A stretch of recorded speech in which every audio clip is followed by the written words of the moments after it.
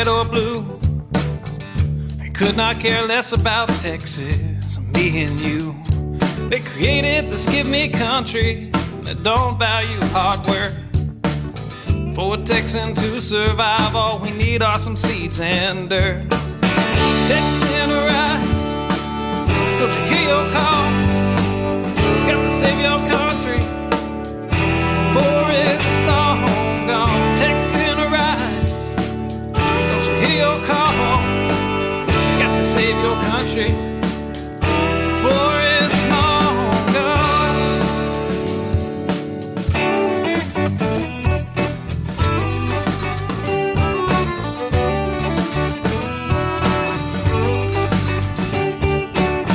We believe in family and we value our community.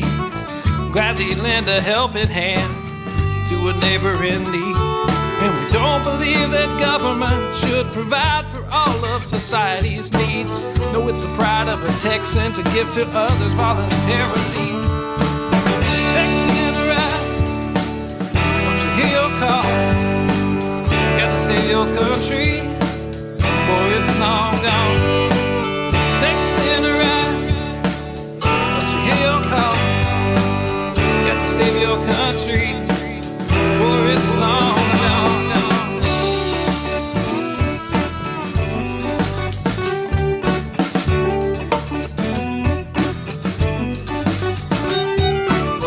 They like our tax dollars and they love our natural resources. They don't want to see us driving trucks, they'd rather see us riding horses. And now they want to ban our guns, you know, especially the ones that look scary. But may I remind you of the Gonzales Cannon and the Alamo heroes we buried. Texan, arise, don't you hear your call? Got to save our country, for it's long gone. Texan, arise, don't you hear your call? Got to save our country, for it's long gone.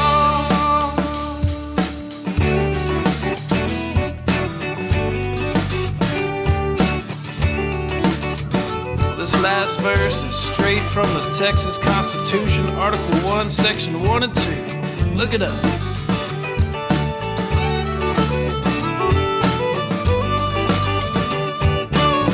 Texas is an independent state, yet presently we suffer. We no longer possess the right to locally self-govern. And now it's time as a people in which all political power is inherent. And in such manner we find expedient, we reform or abolish our government. I said, Texan, arise, don't you hear your call? Got to save your country, for it's long gone. Texan, arise, don't you hear your call? Got to save your country, for it's long gone.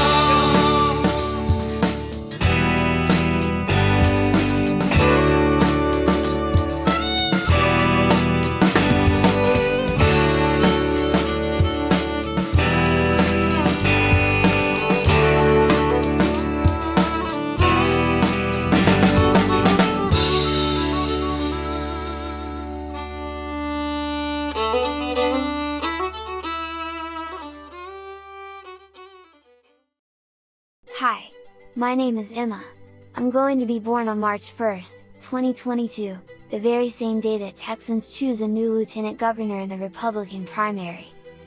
The question is, what kind of country will I grow up in? Will it be a Texas that is strong, free, independent and full of opportunity? Will it be a Texas where the people set our own direction, create policies that work for us? Imagine being able to create a government that is responsible to our needs, meets our challenges, and is the size we want. Or will the country I grow up in be ruled by 2.5 million unelected bureaucrats, far off in Washington, D.C., and a disconnected political class in Austin, dictating how we live our lives, leaving our border unsecured, and taxing us out of our homes? Will it be a Texas filled with unlimited potential and opportunity? where I will be free to choose my direction in life without the government standing in my way? Or will I be under the thumb of oppressive federal and state regulations, dictating my every move, and political cronies choosing winners and losers? What kind of financial stability will the country I grow up in have? Will the money I earn be taken by the federal government and used for wasteful programs in places like California and New York? Or will my money stay in Texas, and be used to make Texas a better place? We're already the 10th largest economy in the world. Can you imagine what an independent Texas economy would be like without the costly federal regulations we're constantly having to deal with? Will the country I grow up in allow me to reach my full potential? Let me have some say in what my life will be like? What freedoms I have, and allow my voice to be heard? Imagine how people would feel about voting, if they actually could make a difference, and be involved in their own government. Imagine government officials really being accountable to the voters. Will I grow up in a Texas, where decisions about our future are made by the people who care most about Texas, the people who live here? On March the 1st, every single one of us will be asked to make a choice between two futures. It's a choice based on who you trust to make Texas a better place today and for future generations. An unresponsive political establishment, or candidates like me who will put Texas and Texans first. A vote for Dan Patrick means we stay with the present system, firmly under the thumb of the repeated failures of a federal government heading rapidly in the wrong direction. A system that leaves our border wide open, taxes you out of your home, forces unconstitutional mandates on our people, and removes your choices in how your children are educated. A vote for me as your next lieutenant governor means we begin the process of choosing a new direction for Texas. It means that we can make the decisions that are right for us, for all of our citizens, and for children like Emma. When March 1st arrives and I become the newest Texan, please vote for Daniel Miller. For yourself. For Texas. And for future generations of Texans like me. The country you choose for me to grow up in now, will make a big difference in my future. Please choose wisely.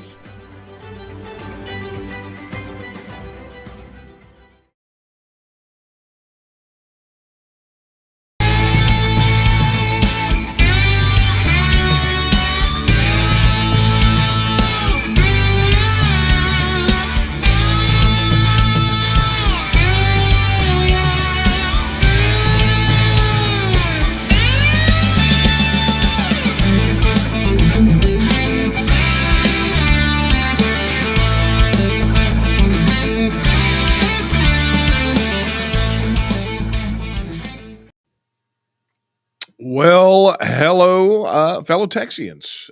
It's me, Daniel Miller, and it is time for our weekly late night coffee talk. And, it's what I do every week to decompress, if you haven't figured that out yet. And I will say that there's a lot of decompressing that needs to be done, especially as of late, as you might imagine, as we are midway through the first week of early voting. And it has been a bit of a whirlwind. Not going to lie, it's been pretty crazy. So tonight, it's really going to be about you. We're just going to talk about whatever you want to talk about. I've got a few things I can, I'll get off my chest. Some things we can talk about happened over the last week. Some things coming up you need to know about. But really, tonight is going to be all about you. All about answering your questions. Your comments are going to drive so much of what we do tonight. So I have my cup of coffee and coffee courtesy. See, this is what happens of Chris Milton, who was so kind to bring me a supply drop for coffee talk at the True Texas Project Lieutenant Governor's Forum. And we'll talk about that. That was something. Anyway, this is Island Coffee Roasters, and look, this is how much thought. This is the Liberation Blend. That's what we're doing. We're liberating our Texas, right?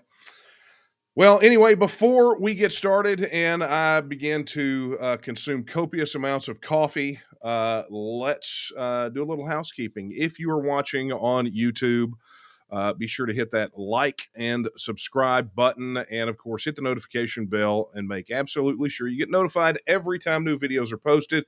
And that goes for whether you're watching on the TNM's YouTube channel or on my personal YouTube channel. If you're on the TNM's personal YouTube channel, Super Chat is active. So if you'd like to make a contribution to the cause of Texas independence, feel free to drop some coin over there. And there's a new feature on our platform that's going to allow us to interact a little bit better with super chats and try to sort through everything that's going on in chat, which, again, if you're watching on Facebook, like it, share it, comment, like, share, comment, because that helps us defeat the algorithm, helps more of you see what we're doing. And, if you're watching on my page or the TNM's Facebook page, you can hit a button and be notified anytime we go live. So be sure you do that. And, of course, all the other platforms, you know what to do. On Twitter, retweet.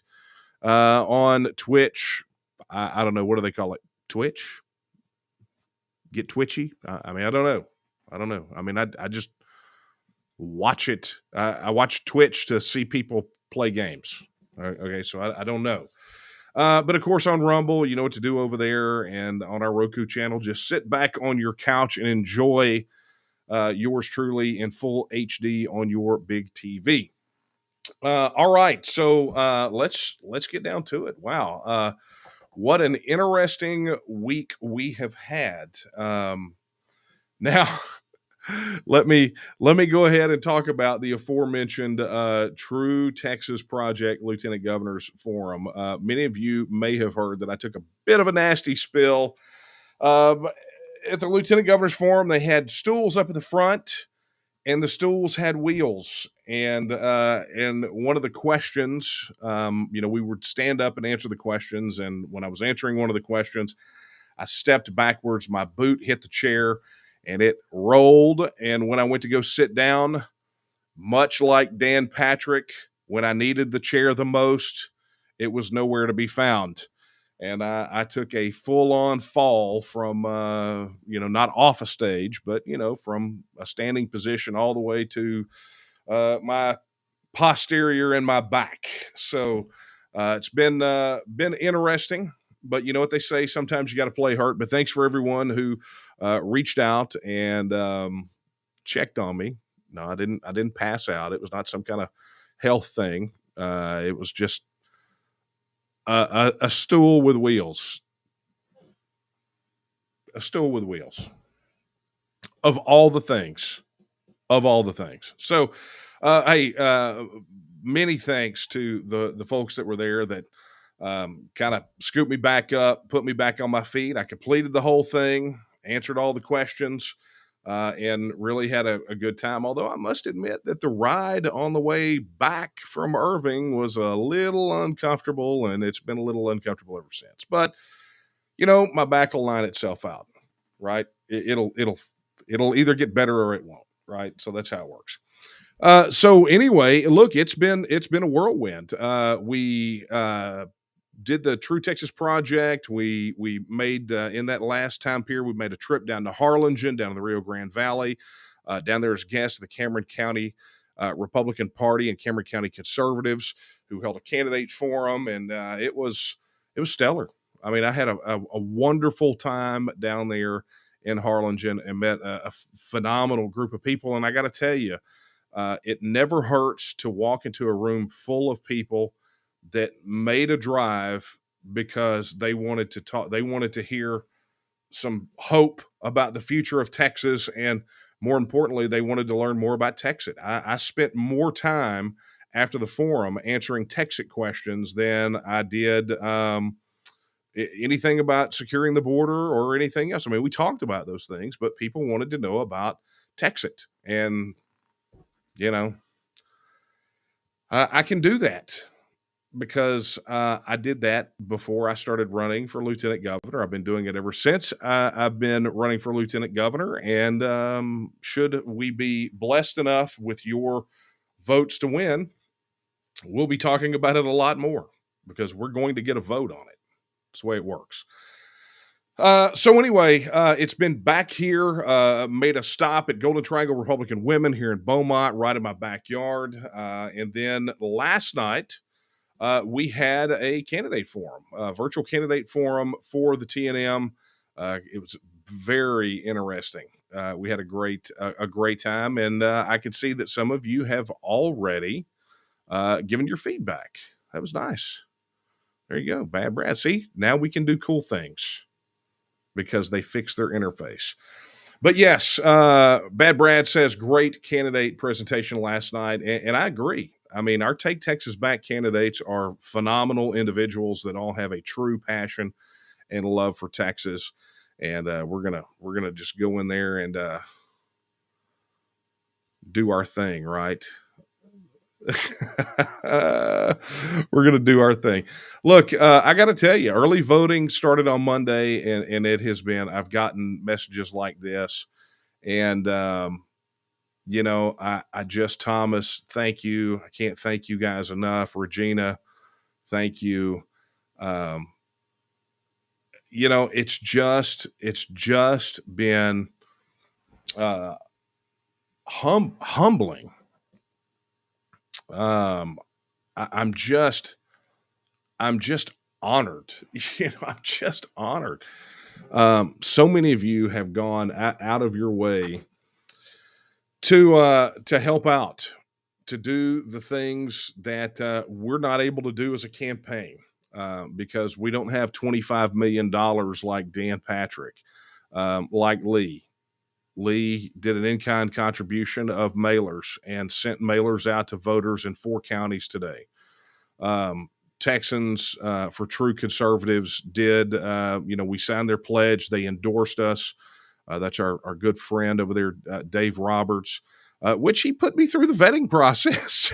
he vetted me, which, I've known Dave for years, but he vetted me, right, before I could get the endorsement. And they sent a mailer out to, I think, 66,000, just a little under 70,000 households for us. And then, of course, our friends over at Conservative Republicans of Texas, as part of their recommended candidates and their endorsement, they sent a mailer out to a little over 900,000 Republican primary voters. And all of that is just greatly appreciated. I can't tell you. And for all of you out there that are putting out what few signs we have left at the polling locations, or out there working and handing out push cards and talking to voters, or going to candidate forums that I can't make it to, or just any event, Stacy, I can't thank you enough. And Lee, and I think Dan and Daphne are at a candidate event tonight, and Claver, and the Drury's who have been organizing block walks, and Paul Roby, who has stepped up to be our field director and is just a logistical wizard. I mean, it's just amazing. And then Chris Powell, who was so kind as to pick me up in Schulenburg the other night and deliver me back to my wife, who I was being relayed. It was quite fun. But it's humbling, and I can't thank you guys enough. And there'll be a lot of time for that, and we're going to have some time to celebrate. We're going to talk about that here in a minute. But let's somebody. Okay, let's get to our first question of the night. Bad Brad says, "How can we send you coffee, Daniel?" The address on the website. It's just too long to read out here. But if you'd like to send coffee, I always accept coffee. Always. I mean, it's called a late night coffee talk. And by the way, many of you that made contributions last week or 2 weeks ago, whatever it was, you got a book and a TEXIT Now mug. Those are all out the door. So you should be getting them in the mail right now. But Bad Brad, check it out. Just go to the website. Go to danielomiller.com. Let me find it for you. Man, you would think that I would have it here. But if you go to danielomiller.com, you will find the address. It's on the contact page and at the bottom of every page. All right. So let's do this. Thomas, thank you very much. Brad, thank you for the candidate person. And I think I don't want to skim over that, right? The candidate presentation was fantastic. We had I think we did about an hour and a half, about an hour 45 of I think, golly, let's see, I guess about an hour and 45 minutes, right? We did governor, we did lieutenant governor, we did ag commissioner, we did land commissioner, we did railroad commission, and we did several, um, some of the legislative candidates, state senate, state representative, and they're all there. The replay is on the YouTube channel, so be sure to check that out. All right. By the way, did I mention that I did not? This is what's happened. I am so running. I'm not scattered, but I'm just kind of pinging from one thing to the other because there's so many things to grab the attention, right? So I did not mention that everything that you're putting in comments on the Facebook pages and on YouTube, it's all aggregating. And Kara is on the other end on production, and she's making sure that they get funneled. And I see the questions. So if you have questions for me or comments, anything of note, be sure to drop them over there and engage in banter with your fellow Texians. Right? Engage in some banter. I will tell you, I was asked, and no one asked this tonight, but I was asked if elected lieutenant governor, if I would keep up what I do, which is having these live Q&A sessions with people on live stream, right? And the answer is absolutely yes. I mean, I don't know of any other kind of state level candidate that does this sort of thing, but I don't know why more of them don't do that, other than the fact they don't want criticism. And look, criticism happens. Not everyone is going to agree with everything that an elected official does. I certainly don't, and I don't expect everyone to agree with everything that I do. But at least having some type of mechanism for this sort of dialogue where we can communicate back and forth and not just some weird scripted telephone town hall. I have every intention of continuing to do this. So your chats aggregate over here. Kara takes care of them. So be sure to chat, drop your questions in, and I will do my dead level best to get to them.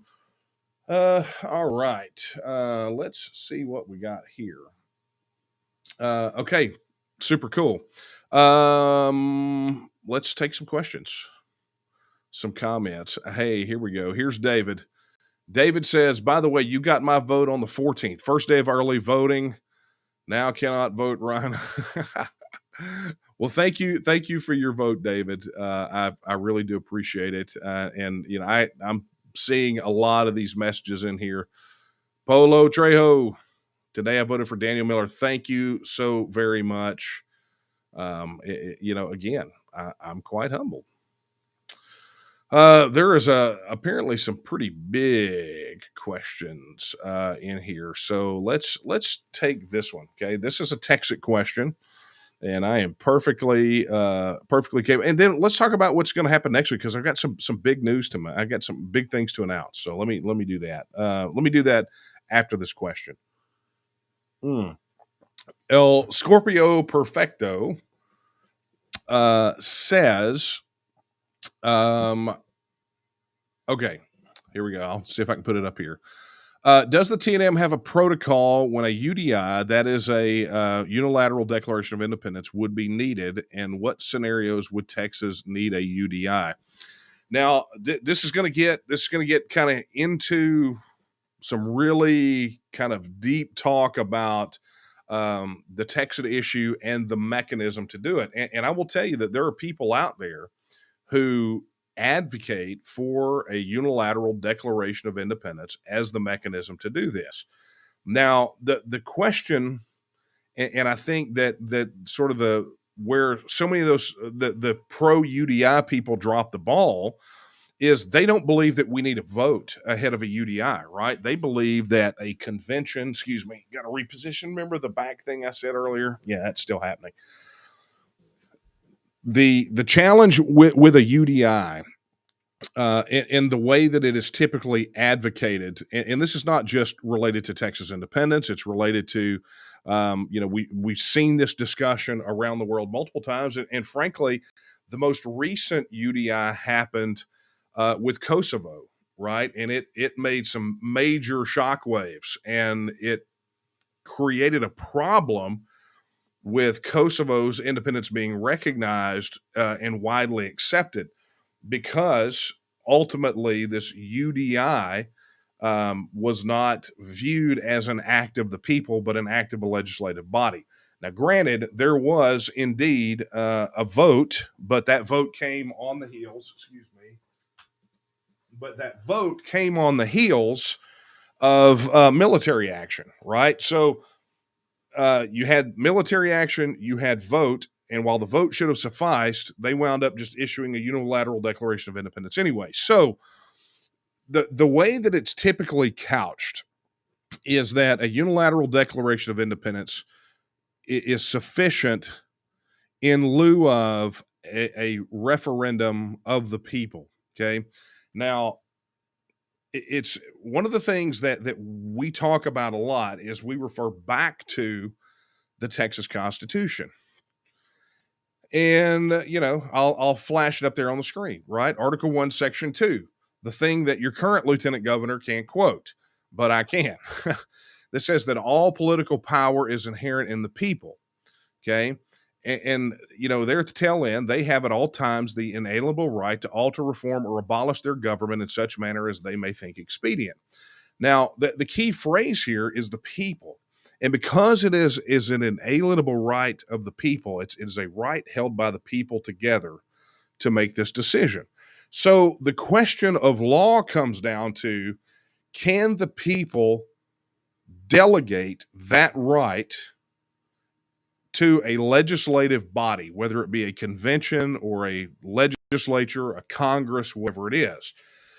And ultimately, the real answer is that while it probably could be delegated, it's probably not the best thing that you want to do, because you want an act of pure sovereignty. Anytime it's delegated to a legislative body, there will always be a question as to whether or not the right of the people to self-determination has been respected. So why deal with that when you can literally just put it right there in the hands of the people? Let the people decide.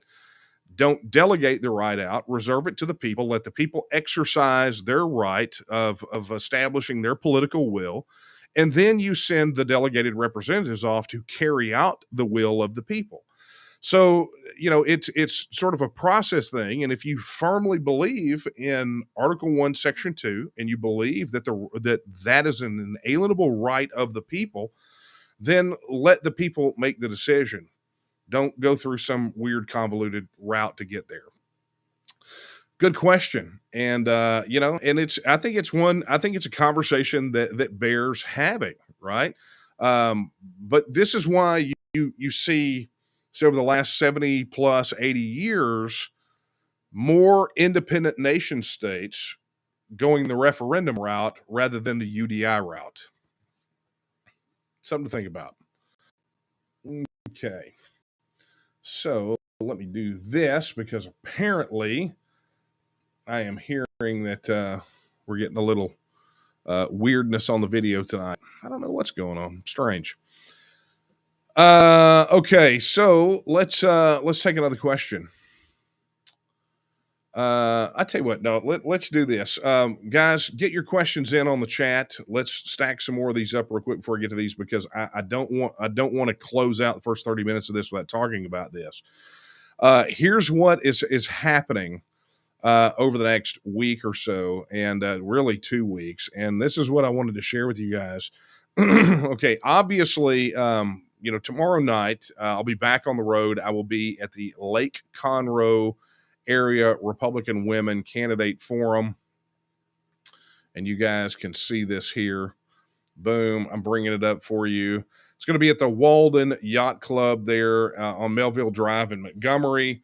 And it'll be from 6 to 8:30. So come on out if you were in the Montgomery area and show your support. Of course, all of these are going to be on the website at danielomiller.com/events.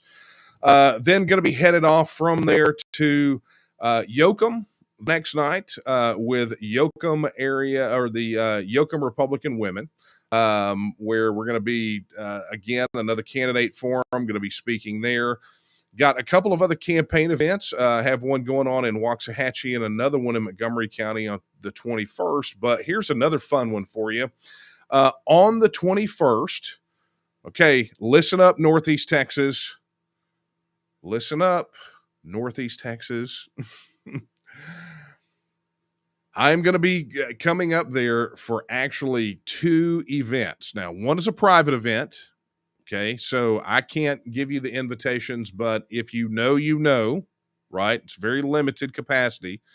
But if you know some of the people up in the Tyler area, you probably, depending on size, space limitations, may get an invitation to that.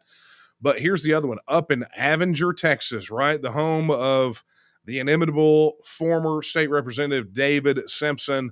I'm going to be at a meet and greet fundraiser at 5D Cattle Company, which is one of the best steakhouses in Texas. Darlene out there is just phenomenal, and 5D is just a gem in the middle of the piney woods of East Texas.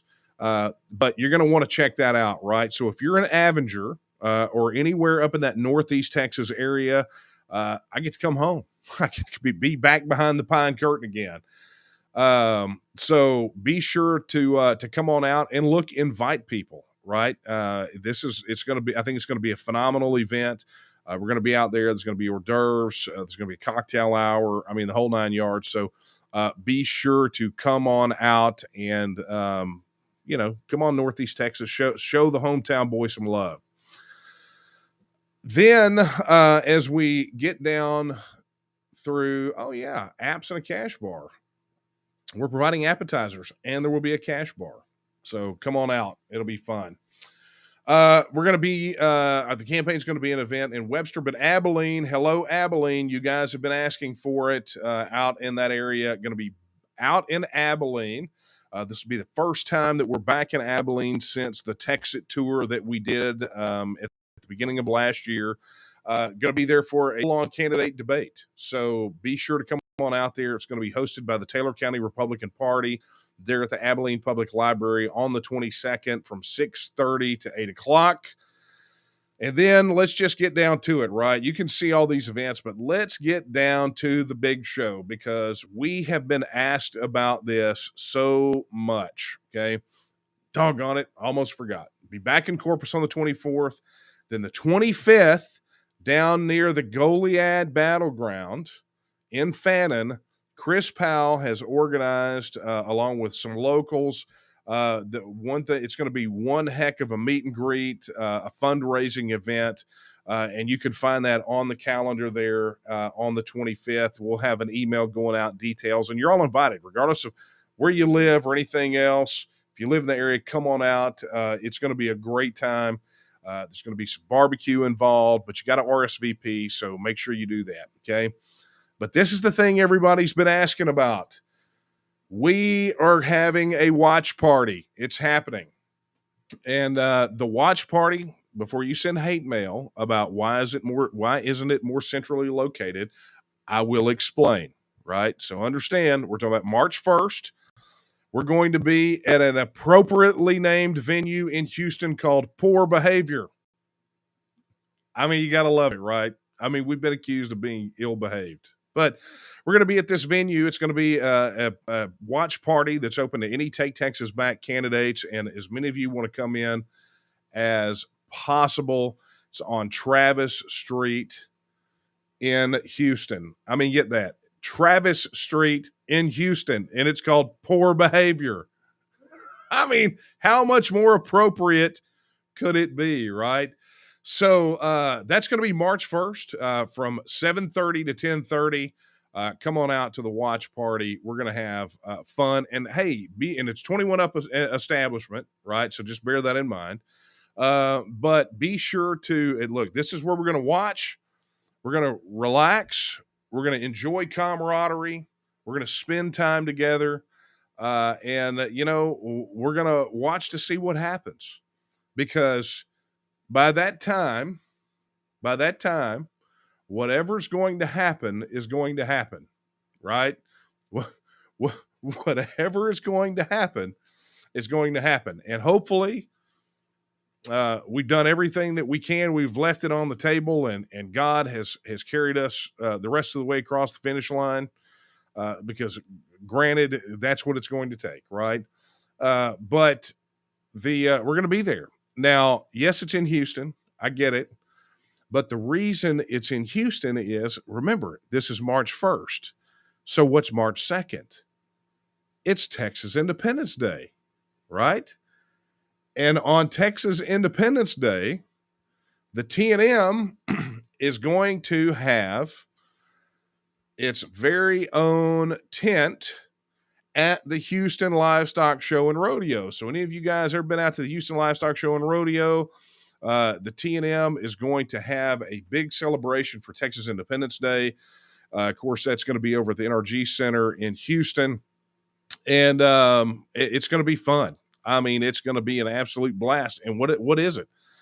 It's just a celebration of what we've accomplished over the last year, a celebration of Texas independence. We're going to have a private tent. It's going to be called the Blue Bonnet, and it's going to be at the Champion Wine Garden inside the main ground. So you'll need to purchase admission to get into the Houston Livestock Show and Rodeo. But you don't have to purchase a rodeo or concert ticket to access where we're going to be, right? So we need you to RSVP either here on our campaign page, or if you go to the TNM's website, tnm.me/events, and go there, find the event and RSVP. But we would really appreciate it if you do RSVP. We want to know, are you going to come hang with us? Are you going to come celebrate Texas independence with us? So it's going to be back to back, right? So we're going to be March 1st. We're going to be at Poor Behavior on Travis Street in Houston for a watch party to watch the election returns as they come in, and unwind from what has been an absolute pedal to the metal all the way to the finish line. And I feel pretty confident that we're going to wind up being in a runoff with Dan Patrick. But who knows? The only poll that matters is the one where the votes are counted at the end of March 1st, right? That's the only one that matters. So we do everything we can. We get the word out there, and hopefully it's enough to make it happen, right? So fun stuff. So that reminds me, as we get ready to spin, we're heading to the finish line, and we're having to burn cash left and right to reach voters. So if I did not encourage you to head over to dmcdonate.com, that is dmcdonate.com, and make a contribution to the campaign. If I did not encourage you to do that tonight, I'm pretty sure that the campaign team would come in here and steal my coffee and maybe hit me in the head with a coffee cup. I don't know. But that's what's got to happen. We still have not been able to raise enough to get on TV or the radio. So, man, we are relying heavily on digital, and those mailers that I mentioned earlier definitely help out. So that is what's happening. It's been phenomenal. Okay, let's get back to some questions. Hey, and a reminder, as we have just crossed over the 10 o'clock hour, if you have questions, drop them in chat, whether you're watching this on Facebook, on the Facebook pages, or on YouTube. Drop them in there. Kara will sort through them and sift through them, and they will make the cut, right? Like this one. Alex says, hi, Daniel. Hey, Daniel, my wife and I sent our ballots for you in on the 1st. So that's a mail-in ballot. I'm sharing with everyone I know. Let's go all the way to Austin so we can clean up the mess with your leadership. Blessings to you and your family. Alan, thank you very much. Thank you so much for your vote, for your support, and for reminding everyone that the absolute best way that we're going to be able to go out there and connect with voters is each of you reaching out and taking people to the polls and encouraging them to vote. Getting out the vote, that's what this is going to come down to. And if you can make sure, your fans, your coworkers, your neighbors, whoever it is, get out there and vote. I think, if every one of our folks did that thing and got 5 people or 10 people to go to the polls and cast a vote for us, we'd win it outright. Right. There would be no talk of a runoff. We just win it outright because we have that many people. So, let's all do our part to help out. Okay. And that gets down to the question that Brad just submitted, which is, if you make more than 50% of the votes, would there not be a runoff? No. If any candidate in the first round takes 50% plus 1 vote, not 51%, but 50% plus 1, you only got to have 1 vote past 50%, and there's no runoff, right? Bottom line. So if no candidate receives a majority of the votes, then it goes to a runoff, and it will be the top 2. And so what we know from internal polls that have been leaked is that Dan Patrick is currently below 50%, but there's still a large number of undecideds. I mean, a lot of undecideds, far too many, in my estimation, for this time in the campaign. So it really is a matter of voter contact and ensuring that we get our name and our message to as many voters as possible. That's the way we win. Okay. So thank you for that question. Let's take a look at this one. Let's take this one. This is a good one because, oddly enough, at one of the first campaign stops during the Q&A, during this whole campaign, there was a long discussion about this very thing. And so here's what the question is. It says, in an independent Texas, what changes, if any, would you like to see made to the Texas Constitution? Additional rights for the individual, changing how government is structured, maybe a parliamentary system. Look, I will tell you this. The post-TEXIT questions, specifically related to the Constitution, are, I think, a legitimate conversation to have. Now, I would not predicate support of Texas independence on that because there's a path forward, right, utilizing and amending the existing Constitution. But I will confess, in all of my years of being out there and promoting the freedom and independence of Texas, never before, not until this campaign, have I heard so many people express so much concern about the current state of the Texas Constitution and the propensity of the elected class, the political class, to use and amend the Constitution to score political points at the expense of really long-term governance, right? And I think that one clear example of this was the last session, not this past one, but the session before,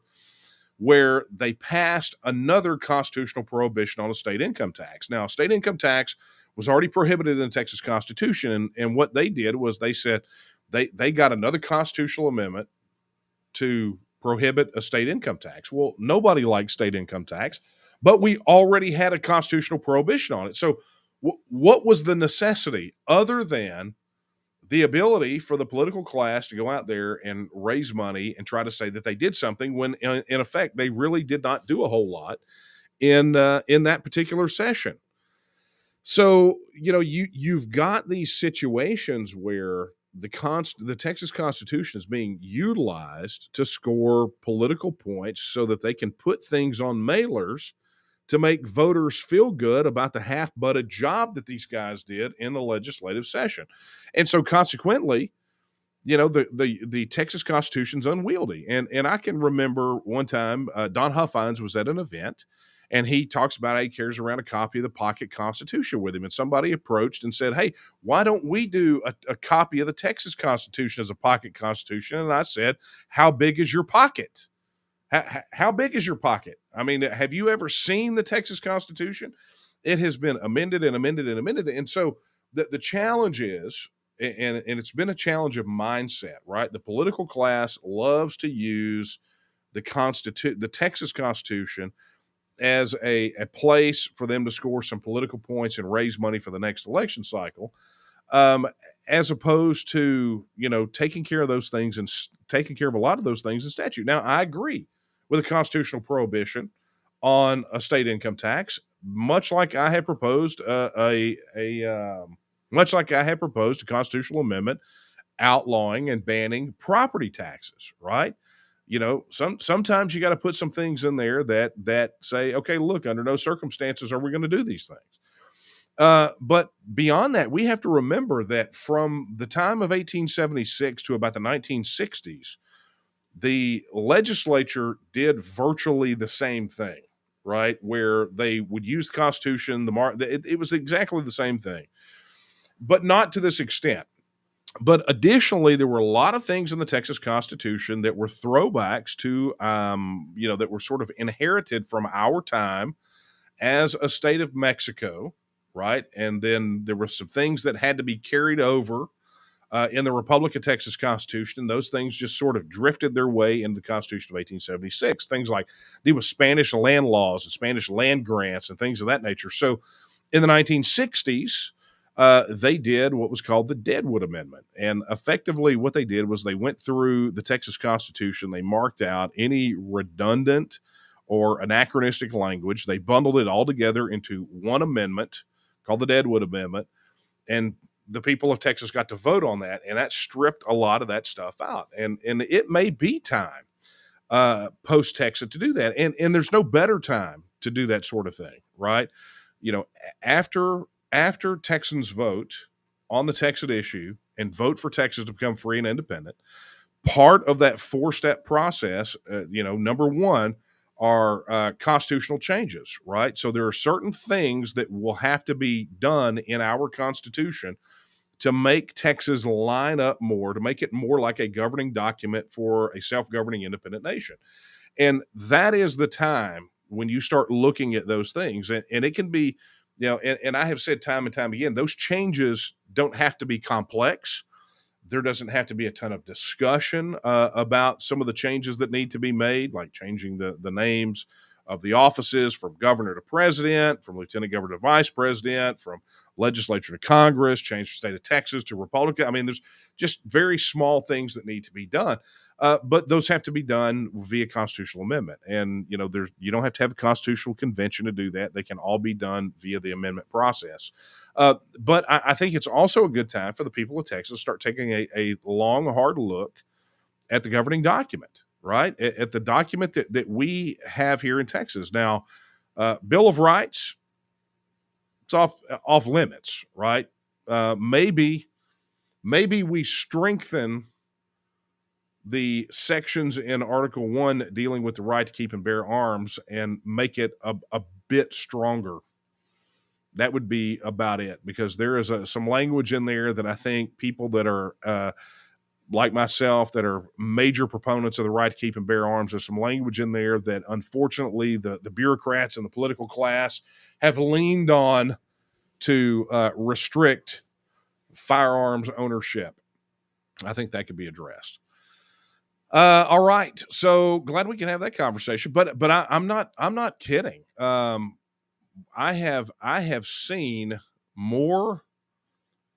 I've heard more talk about that aspect of the Constitution and some of the unwieldy language and some of the things in there, more than anything else. And oddly enough, not from sort of pro-Texit, T&M folks, but really kind of in these clubs that we go to where we have these, what you would consider mainstream kind of establishment Republican folks, and even independent voters, right? That are saying, what are we doing here? Excuse me. Yikes. That was a sneeze. I think that's literally the first time I've ever sneezed on camera.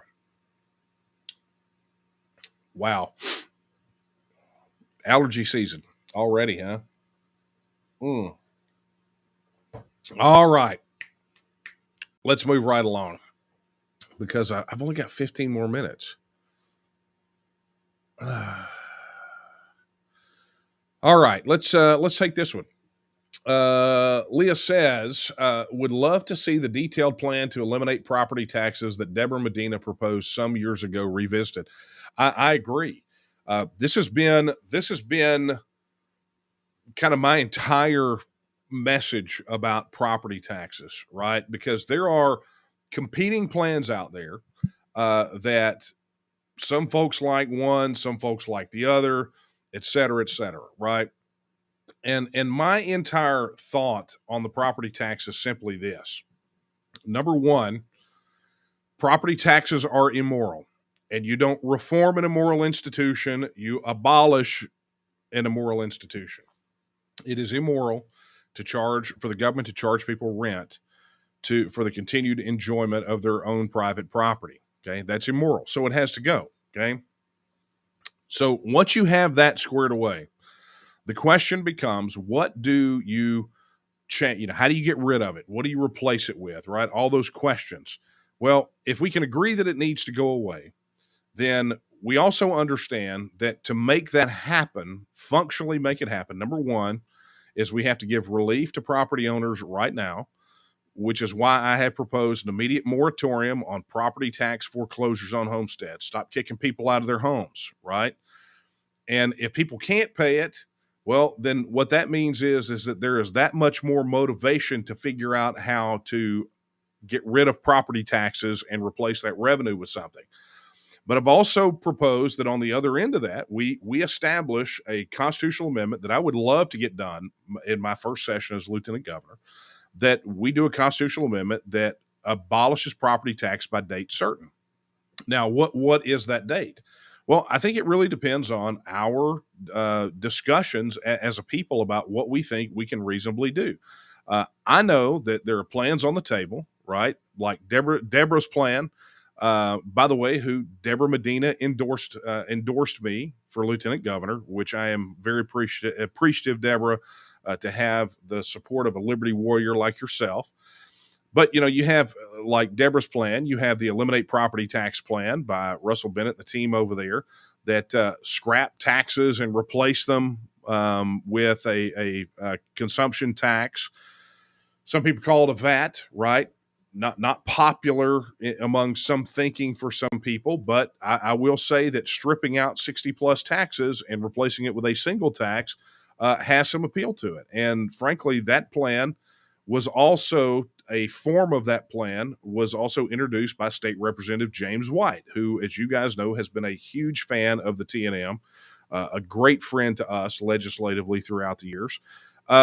But so that's one. And then you have the Texas Public Policy Foundation's plan that has a 10-year phase out, which could effectively be accelerated if you put those bookends on it, like I have proposed. So the point here is that number one, property taxes are immoral, has to go, and number two, we have got an embarrassment of riches when it comes to plans to eliminate the property tax and replace that revenue. Because every single plan that I have seen, number one, reduces the overall tax burden on the Texas taxpayer, period, right? All of those plans reduce the tax burden on the Texas taxpayer and in fact produce more revenue than the property tax does. And finally, the thing that I love is all of them eliminate an entire layer of government bureaucracy that doesn't need to exist. So the bottom line is that we're going to see this happen. There is a movement that has grown to abolish the property tax, and I expect to see it. And I think that when people have heard year after year after year, people like Lieutenant Governor Dan Patrick get up there and promise to reduce our property taxes and failing to deliver, I think people are finally coming around to the realization that the property tax system cannot be fixed. It has to be scrapped because we're still kicking people out of their homes, and it's got to stop. So absolutely 100% abolish the property tax. And I'm going to tell you, If I'm elected as your next lieutenant governor, the first phone call I'm going to make on the property tax issue is to Deborah Medina. And I may have to go down to the farm to visit her. You understand? but that conversation is going to happen. All right. So, hey, thank you for that question. And really, it was just kind of a comment, but I love it. All right, man. We're running. I got about 10 minutes. Let's see what we can get.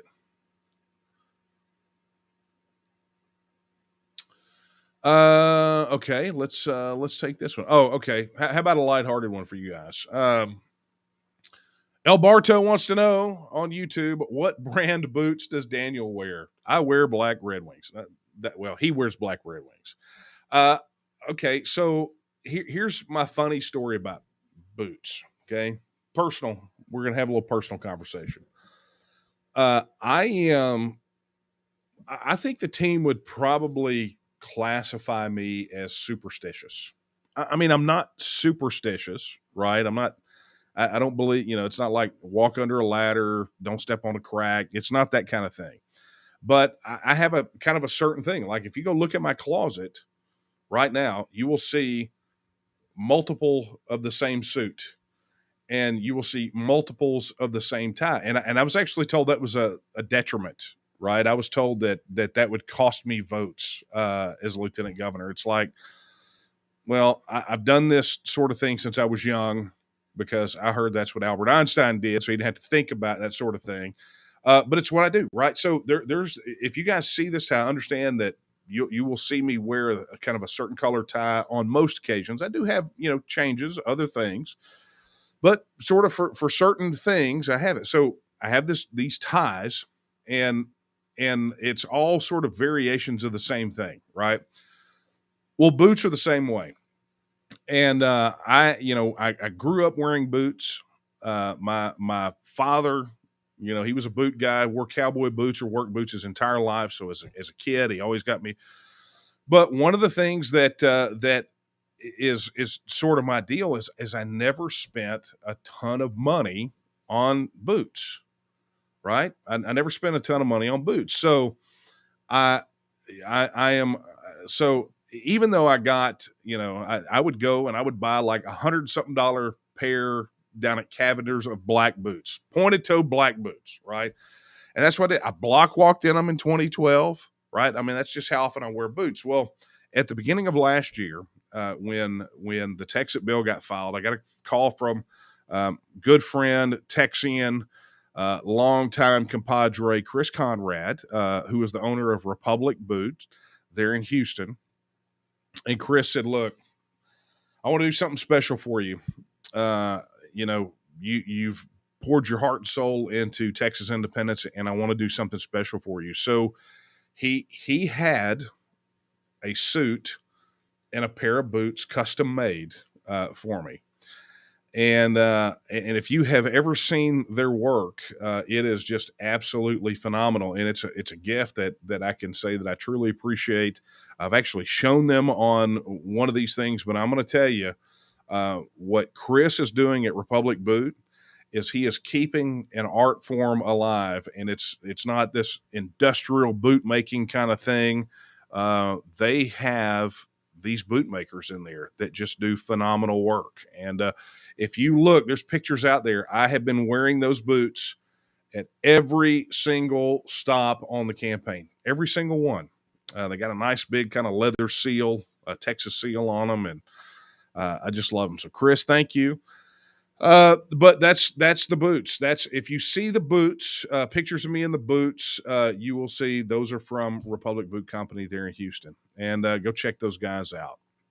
So yeah, thank you for your question.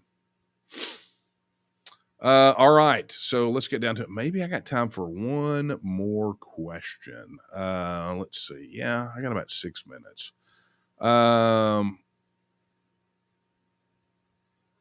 All right. Nope, I think we got it. I don't have a lot of time. That's unfortunate. There's a couple good questions in the chute that I would love to get to, but I'm just pressed for time because if I dive off into those, we're going to be a hot minute, right? So let me go ahead and just start wrapping this bad boy up. First and foremost, thank you for joining me tonight. Let's raise your Texit Now mug or whatever it is. Have a sip of coffee before I have to get back to work. Many of you will be probably uh, headed off to bed to get ready for tomorrow. I still have plenty of work to do.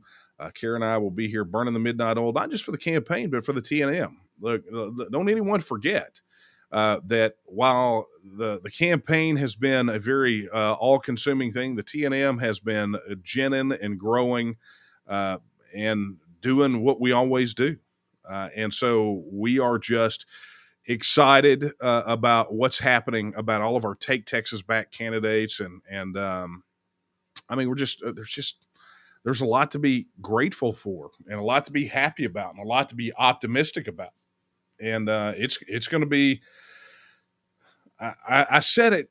I said it last night during my portion of the candidate forum. I've said it at just about every candidate event. I firmly believe that the next 100 years of Texas history are being written right now.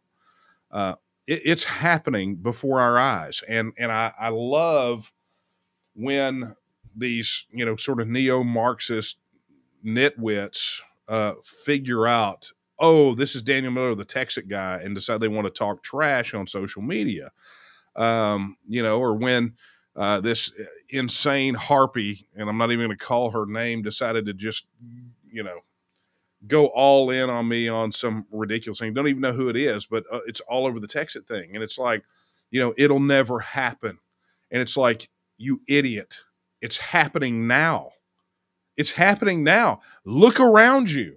When I heard Mark Davis, and we've got a clip that we're going to be releasing on the TNM website, but when I heard Mark Davis ridiculing a caller to his radio show. Mark Davis is a radio show host up in the Dallas-Fort Worth area.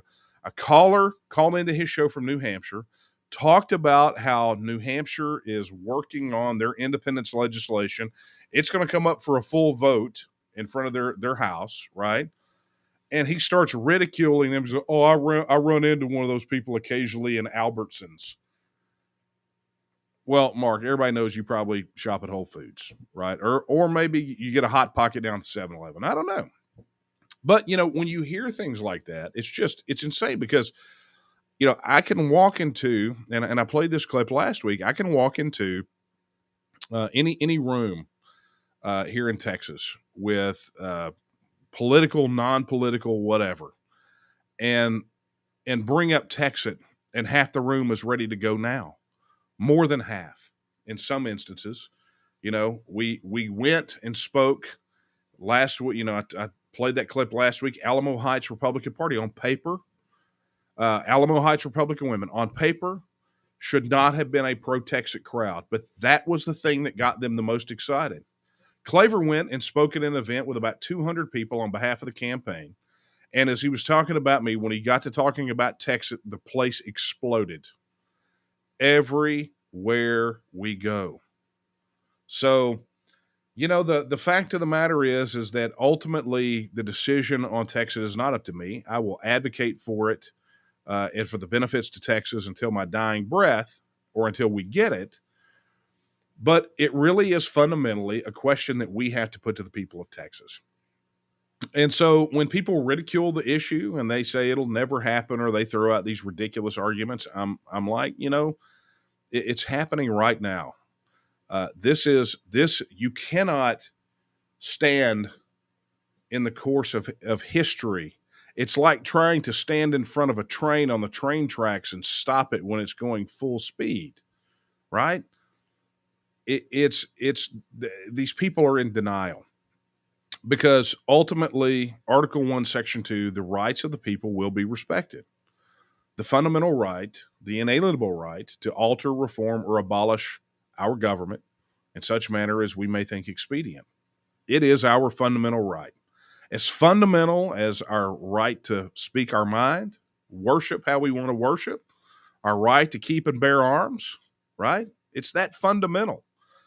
And the people of Texas are waking up to that fact. And, the political establishment and the the ridiculous progressive ostriches who stick their heads in the sand and deny that the people have that right and that the people are, in fact, moving to exercise that right, well, it's their loss because they have an opportunity to participate in the greatest exercise of self-determination and self-government that we've had here in 150 years.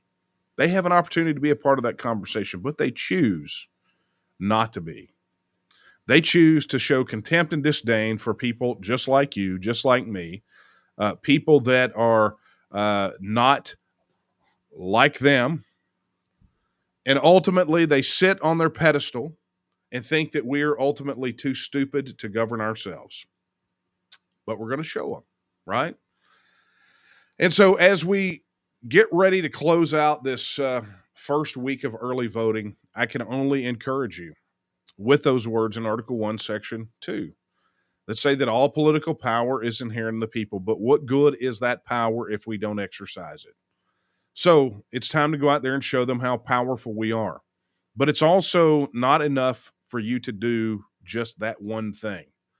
You have to go empower your friends, your family, your coworkers, your neighbors, and remind them that that political power is theirs too. And in many instances, for those that have been asleep for a long time or just now waking up, you will have to lead, guide, and direct them. You will have to encourage them. You will have to cajole them. I will never ask you to beg them, but you may have to be strong with them and let them know what's at stake. Because if indeed the next 100 years of Texas history are being written right now, and we get the opportunity to be the authors of that history, what happens if we choose not to? Well, as I said at the tail end of my first book, Line in the Sand, we either make our own future or someone else will. And my friends, the last thing that we want is to have our future created by the people that are on the other side of the line from us. But they are perfectly willing to do it if we abrogate our responsibility. So, with that, my friends, I will encourage you, go vote, go to my website. You can check it out. Please make a contribution, dmcdonate.com, dmcdonate.com. And please, if you can, attend one of the campaign events, the very few that we have until Election Day. I mean, we've got a full schedule, but, it's going to start winding down. But head over to danielomiller.com/events. That's danielomiller.com/events and get plugged in. And at a minimum, I would love to see you at the watch party in Houston at Poor Behavior. I'm never going to get that. That name is never going to get old. Or at the T&M's Texas Independence Day celebration at the Houston Livestock Show and Rodeo. Details you can find there or on the T&M's website. And remember, if you'd like to become a member of the Texas Nationalist Movement, head over to tnm.me/join. That is tnm.me/join. Hey, and as your last act of defiance tonight, share this live stream. When it wraps up, be sure to share it and let everybody know that you support a person who supports them, whether they know it or not. And be sure to follow me across all social media at the Texian DM, at the Texian DM. And you know what? That's a wrap tonight, folks. Another coffee talk on the book, in the books, and I want to thank you for allowing me to come here and decompress together as we get ready to go out there and write our future, create our future. We're going to do this, so let's go win. So I'll leave you with the words that I'll leave you with every week. It was Sam Houston who said that Texas will again lift its head and stand among the nations. I believe that time is now, and the question is, will you stand with her? Good night, everyone.